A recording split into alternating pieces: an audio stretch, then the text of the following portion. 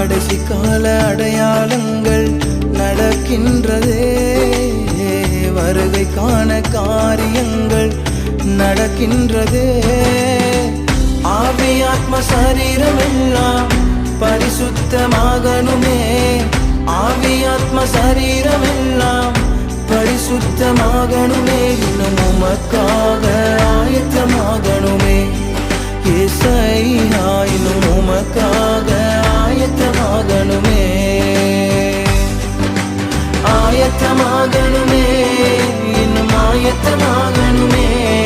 உங்க வருகைக்காக ஆயத்தமாகணுமே, ஆயத்தமாகணுமே, இன்னும் ஆயத்தப்படுத்தணுமே.